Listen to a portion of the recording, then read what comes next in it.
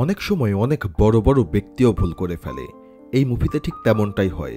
এক বড় Russian mafia দল লিভনকে একটি সাধারণ ওয়ার্কার ভেবে আন্ডারএস্টিমেট করে, যার ফলে তার পুরো গ্যাং ধ্বংস হয়ে যায়। জেসন স্ট্যাথামের মুভি মানেই অ্যাকশন, আর এটিও ঠিক তেমনই। তাহলে চলুন শুরু করা যাক লিভন স্ট্রেট। সময়টা ছিল একদম ভোর। নিজের পুরনো গাড়ির ভেতরে ঘুম থেকে উঠে লিভন গাড়িতেই সে ব্রাশ করে, তারপর সোজা কনস্ট্রাকশন সাইটে চলে আসে। কারণ এই গাড়িটিই ছিল তার ঘর। তার অর্থনৈতিক অবস্থা এমন ছিল যে নিজের থাকার মতো বাড়িও ছিল না, কিন্তু সাইটের সবাই তাকে সম্মান করত। কারণ সবাই জানে লিভনের সংগ্রাম, তার জেদ, তার লড়াইয়ের ইতিহাস। সাইটটির নাম গার্সিয়া অ্যান্ড ফ্যামিলি কনস্ট্রাকশন, আর এই ফ্যামিলি মেম্বাররা মিলেই এই কোম্পানিটি চালাতো। আর এই ফ্যামিলিতে ছিল জয়ী, তার স্ত্রী কার্লা এবং তাদের মেয়ে জেনি, এই তিনজন। আর তারা তাদের কোম্পানির ওয়ার্কারদের সঙ্গে খুবই ভালো ব্যবহার করত। লিভনও যেন তাদের পরিবারের একজন। আজ সকালেই লিভন এসে দেখে জেনি তার বাবার কাছ থেকে $1500 চাইছে, কারণ কলেজের প্রথম সেমিস্টার শেষ আর সে বড় একটা বারে বন্ধুদের নিয়ে পার্টি দেবে। জয় প্রথমে রাজি হয় না, কিন্তু কার্লা মেয়ের পক্ষ নেয়। জয় বাধ্য হয়ে টাকা দিয়ে দেয়। ঠিক তখনই বাইরে চোখ পড়ে একটা ট্রাকের দিকে। এটা এলাকার কুখ্যাত গুন্ডাদের ট্রাক। দুইজন গুন্ডা ট্রাক থেকে নেমে সেই সাইটের এক ওয়ার্কারকে মারতে শুরু করে, কারণ সে ওদের কাছ থেকে টাকা ধার নিয়েছিল, কিন্তু সময় মতো টাকা ফেরত দিতে পারেনি। লিভন সহ্য করতে পারে না। সে গিয়ে প্রথমে তাদের নরম সুরে সেখান থেকে চলে যেতে বলে, কিন্তু উল্টো তারা লিভনের দিকেই ঝাঁপিয়ে পড়ে। আর পরের দৃশ্য একদম হাড়ভাঙা বাস্তবতা। এই মামুলি ওয়ার্কার মুহূর্তেই বুঝিয়ে দেয় সে অন্য কেউ, তাদের কল্পনার অনেক উপরে। লিভন এমনভাবে তাদের পেটায় যে তাদের কিছুই করার ছিল না। এর মধ্যে আরও কয়েকজন চলে আসে, কিন্তু সবাই মিলেও লিভনের সঙ্গে পেরে ওঠে না। কারণ লিভন একসময় ব্রিটিশ স্পেশাল ফোর্সে ছিল, আর লিভন এক পর্যায়ে একটি শটগান বের করে, যার ফলে প্রত্যেকে এখন প্রচণ্ড ভয় পেয়ে যায় এবং কোনো ক্রমে প্রাণ বাঁচিয়ে সেখান থেকে পালিয়ে যায়। যাই হোক, এরপরে লিভন আবার তার কাজে ফিরে আসে, আর তখনই জেনি এসে তার ফাইটিং স্কিল দেখে এক টানা প্রশংসা করতে থাকে। কিন্তু এতে লিভন কোনো পাত্তা দেয় না।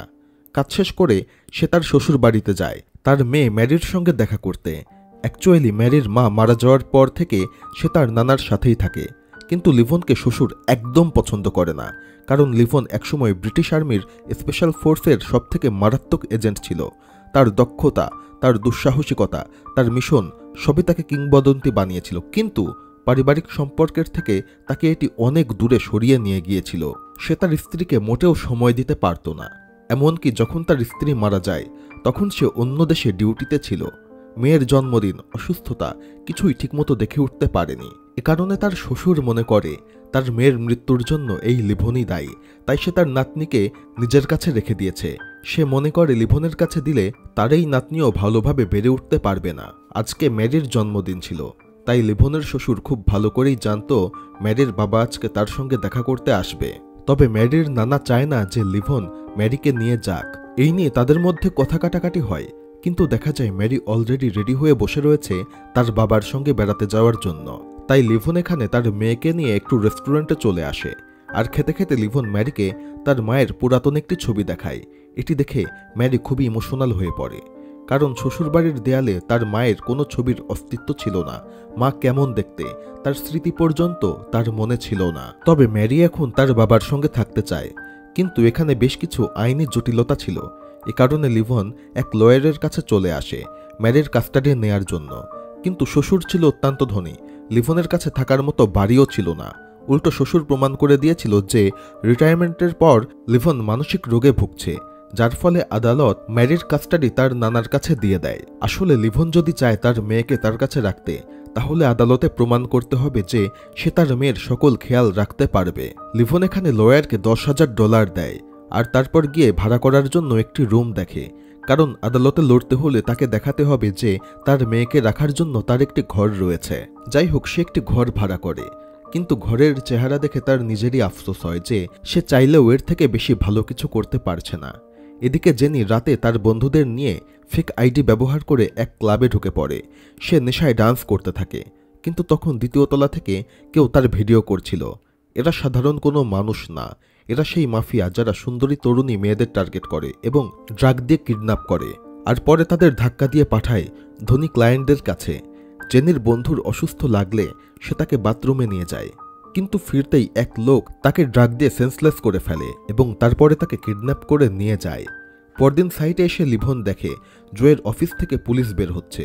জোয়ের মুখে আতঙ্ক, আর লিভন জানতে পারে জেনি গায়েব। জয় অত্যন্ত ভেঙে পড়ে।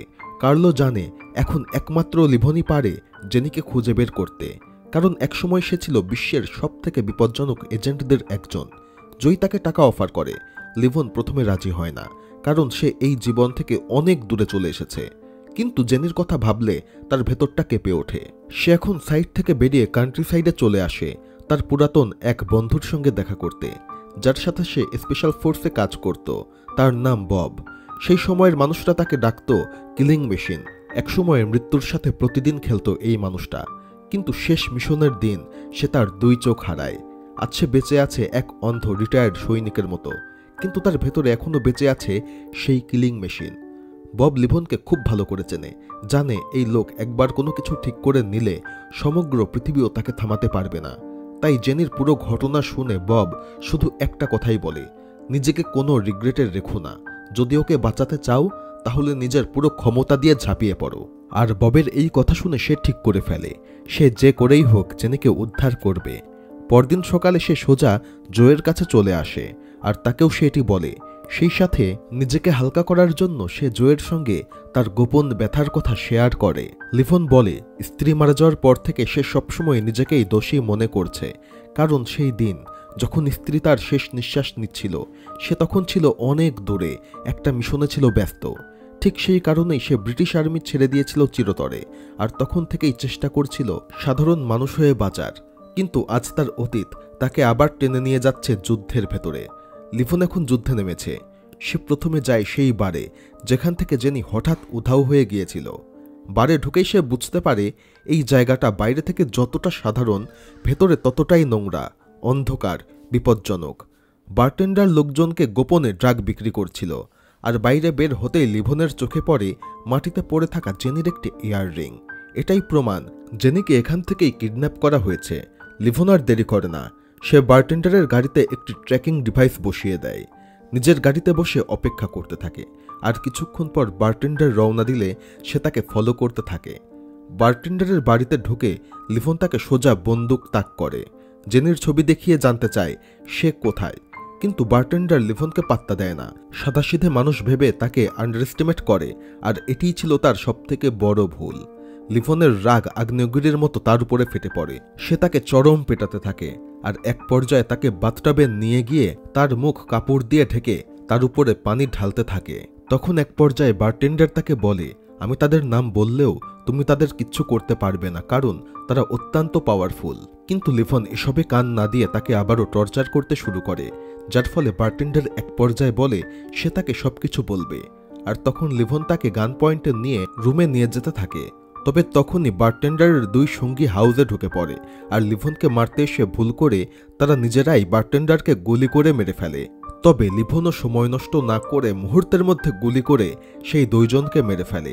তবে এখন লিভনের হাতে আর কোনো ক্লু ছিল না, তাই সে এসে সেই 2 জনকে পরীক্ষা করে, আর তখনই সে একজনের শরীরে একটি ট্যাটু দেখতে পায়।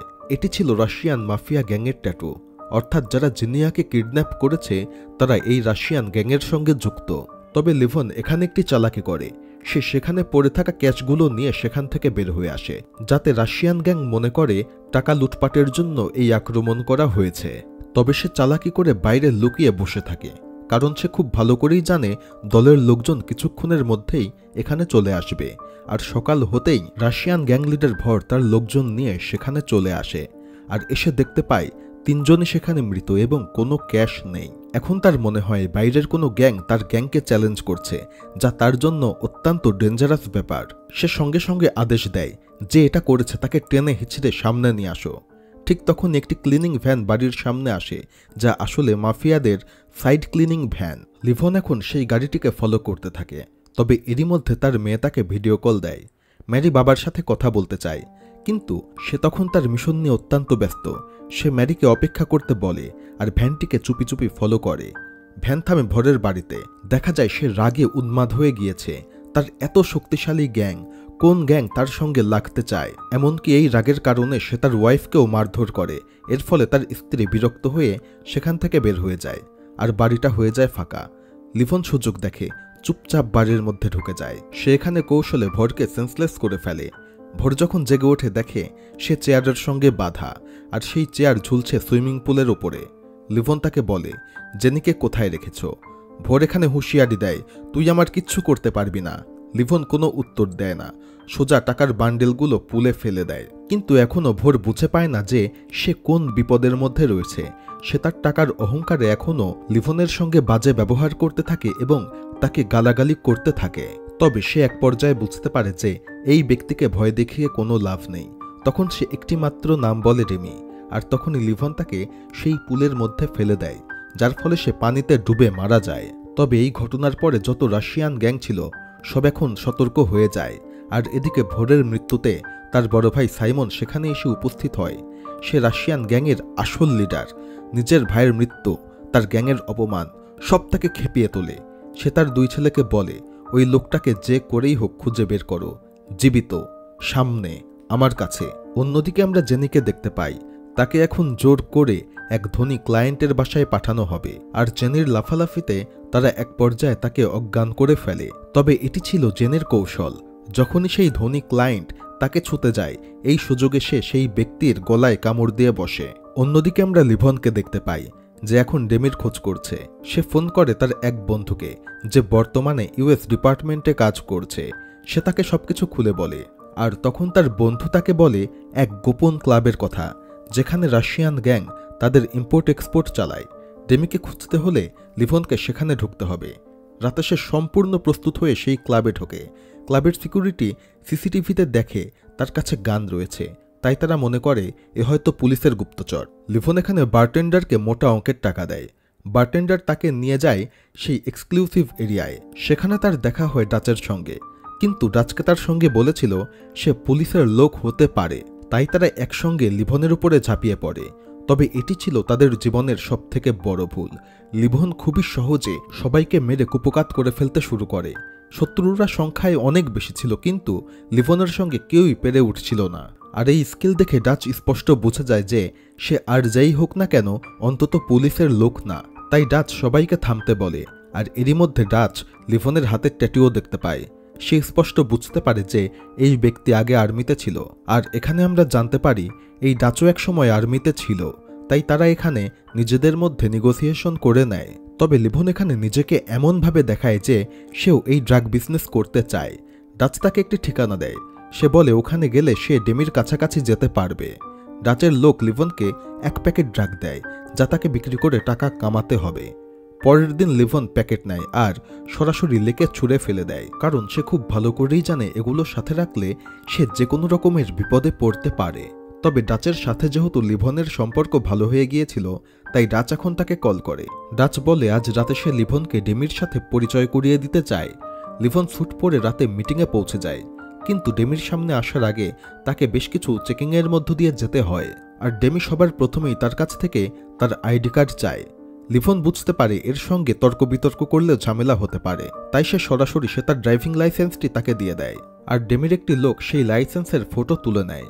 আর লিভন এখানে ডেমিকে বলে সে তার হয়ে কঠিন কঠিন মিশনে যেতে চায়। আর লিভন যেহেতু স্পেশাল ফোর্সে ছিল, সে তার জীবনের বিভিন্ন কাহিনী, বিভিন্ন মিশনের কথা এমনভাবে বলে যে ডেমি পুরোপুরি মুগ্ধ হয়ে যায়। ডেমি তাকে বলে সামনে অনেক বড় একটি মিশন রয়েছে, সেই মিশনের জন্য তৈরি থাকো, সেটি তুমিই পাবে। মিটিং শেষে দুই পক্ষই একে অপরের উপর সন্তুষ্ট হয়। আর ডেমি এখানে তাকে এক ব্যাগ ড্রাগ দেয়। তবে লিভন এবারও সেই ড্রাগগুলো টয়লেটে ফ্লাশ করে নষ্ট করে ফেলে। তবে এই মিটিংয়ের মধ্য দিয়ে লিভন এতটুকু জানতে পারে যে জেনিকে কিডন্যাপ করেছে ডেমিডি এক লোক, যার নাম ভাইপার। ভাইপারকে খুঁজতে লিভন আবার ফিরে যায় সেই ক্লাবে, যেখান থেকে জেনিকে অপহৃত করা হয়েছিল। কিন্তু বিপদ বাইরেই অপেক্ষা করছিল। সেখানে উপস্থিত ছিল সাইমনের দুই ছেলে, যারা লিভনকে আগেই দেখেছিল এবং তারা তার মুখ চিনত। তাই দেখা মাত্র তারা চিনে ফেলে। আর সঙ্গে সঙ্গে তারা লিভনের উপরে আক্রমণ করার চেষ্টা করে। লিভন পালানোর জন্য একটি বাইক চুরি করে নেয়। সে মারাত্মক স্পিডে গাড়ি চালাতে থাকে, কিন্তু সাইমনের ছেলেরাও তার পেছন ছাড়ে না। তারা একের পর এক গুলি চালাতে থাকে। তবে এরই মধ্যে এক পর্যায়ে লিভন বাইক অ্যাক্সিডেন্ট করে এক পুলিশের গাড়ির সঙ্গে। আর লিভন এখানে স্বাভাবিকভাবেই ধরে নেয় যে এই পুলিশরা তাকে সেভ করবে। কিন্তু পরে জানতে পারে এই পুলিশেরা সাইমনেরই লোক, তারা সাইমনের টাকাতেই চলে। তাই তারা সবাই মিলে এখানে লিভনের হাত বেঁধে ফেলে এবং তারপরে তাকে চরম পেটাতে শুরু করে। তবে এক পর্যায়ে পুলিশের লোকেরা লিভনকে সাইমনের 2 ছেলের হাতে তুলে দেয় এবং সেখান থেকে চলে যায়। আর সাইমনের ছেলেরা এখন তাকে ভ্যানের পেছনে তুলে সেখানে মারতে শুরু করে, কারণ তাদেরকে বলা হয়েছিল লিভনকে জীবিত ধরতে। তবে এরই ফাঁকে লিভন সুযোগ বুঝে পা দিয়ে একজনের উপরে আক্রমণ করে এবং একে একে 2 জনকেই পরাস্ত করে ফেলে। একজনকে তো সে দড়ি দিয়ে ফাঁস দিয়ে মেরে ফেলে এবং আরেকজনকে গুলি করে মেরে ফেলে। আর তারপর সে সরাসরি গুলি করে সেই ভ্যান চালকের মাথায়, যার ফলে সেই ভ্যানটি এখন একটি লেকের পাশে অ্যাক্সিডেন্ট করে। আর লিভন এখানে চালাকি করে সেই পুরো ভ্যানটি পানিতে ডুবিয়ে দেয়, যাতে অন্তত সপ্তাহখানেকের মধ্যে কেউ তাদের ডেড বডি খুঁজে না পায়। কিন্তু তারপরেও সাইমন জেনে যায় যে তার 2 ছেলেকে মেরে ফেলা হয়েছে। এতে সে প্রচণ্ড রেগে যায়। সে এখন সিন্ডিকেটের সকল লিডারকে ডাক দেয় আর বলে যে করেই হোক এই ব্যক্তিকে খুঁজে মারতে হবে। সবাই প্রচণ্ড রেগে যায়, কিন্তু তাদের মনে ভয় ছিল যে একজন মাত্র মানুষ কিভাবে সবাইকে মেরে ফেলছে। অন্যদিকে ডেমি যখন জানতে পারে যে জেনি সেই ধনী ক্লায়েন্টের মুখে কামড় দিয়েছে, তখন সে ভাইপারকে বলে ওই মেয়েকে মেরে ফেলো, এভাবে চললে ক্লায়েন্টগুলো আমাদের হাতছাড়া হয়ে যাবে। তবে এরই মধ্যে সেখানে চলে আসে তার চাচা সাইমন। আর এখানে জানা যায় ডেমি আসলে ভরিরের ছেলে, যাকে লিভন সুইমিং পুলে ফেলে মেরে ফেলেছিল। তবে বাপ বেটার মধ্যে সম্পর্ক ভালো না থাকায় ডেমির এই নিয়ে খুব একটা দুঃখ ছিল না। আর সাইমন এখানে তাকে দেখায় লিভনের ছবি, যে তার বাবাকে খুন করেছে। আর লিভনের ছবি দেখা মাত্র সে প্রচণ্ড রেগে যায়, কারণ কিছুদিন আগে সে এই লিভনের সঙ্গেই ডিল করেছে। তখন সে লিভনকে চিনতে পারেনি, তবে এখন সে চিনতে পারে এবং ঠিক করে সে এর প্রতিশোধ নিয়ে ছাড়বে। আর তার কাছে যেহেতু লিভনের ড্রাইভিং লাইসেন্সের ফটো ছিল, তা সে এখন তার আঙ্কেল সাইমনকে দিয়ে দেয়। আর সাইমন এখন লিভনের ব্যাপারে সবকিছুই জানে। আর সে প্রথম হামলা করে লিভনের শ্বশুরের উপরে। তখন লিভনের মেয়ে ম্যারি স্কুলে ছিল আর তার শ্বশুর রুথ বাসায় ছিল একা। সাইমনের লোকেরা হঠাৎ তার বাড়িতে হামলা করে, রুথকে নির্মমভাবে পেটায় আর তাকে বারবার জিজ্ঞেস করে লিভন এখন কোথায়। কিন্তু আসলে সে তো লিভনের ব্যাপারে কিছুই জানত না। তাই তারা এক পর্যায়ে তাকে বেঁধে রেখে বাড়িতে আগুন লাগিয়ে দিয়ে সেখান থেকে চলে যায়। অন্যদিকে স্কুল থেকে লিভনকে ফোন দেয়া হয় আর তাকে বলা হয় মেরিকে নিতে আজকে বাসা থেকে কেউই আসেনি। লিভনেরও এখন কিছুটা খটকা লাগে, তাই সে খুবই দ্রুত আগে স্কুলে চলে আসে আর সেখান থেকে তার মেয়েকে নিয়ে নেয়।